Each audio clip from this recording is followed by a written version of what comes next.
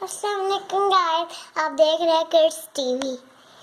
السلام علیکم دوستوں، امید کرتا ہوں آپ سب خیریت سے ہوں گے۔ آج میں اپنی کتاب سے آپ کے لیے ایک نئی اور دلچسپ کہانی لے کے آیا ہوں جس کا نام ہے جھوٹ کا انجام۔ ایک دفعہ کا ذکر ہے، ایک گاؤں میں ایک لڑکا رہتا تھا جو اپنی بکریاں چرانے جنگل میں لے جایا کرتا تھا۔ ایک دن لڑکے کو شرارت سوجی، وہ ایک اونچے ٹیلے پر چڑھا اور بلند آواز سے گاؤں کی طرف رخ کر کے زور زور سے چلانے لگا، شیر آیا شیر آیا۔ بچے کی آواز و پکار جس نے بھی سنی وہ جنگل کی طرف دوڑا۔ کسی کے ہاتھ میں لاٹھی تو کسی کے ہاتھ میں بالا تھا۔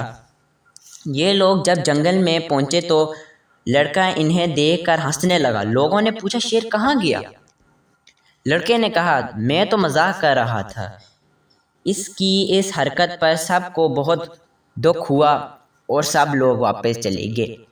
کچھ ہی دنوں کے بعد لڑکا حسب معمول بکریاں چرا رہا تھا کہ اچانک شیر نمودار ہوا۔ شیر نے بکریوں پر حملہ کر دیا۔ بکریاں ادھر ادھر بھاگنے لگی، کچھ ہلاک ہوئی تو کچھ زخمی۔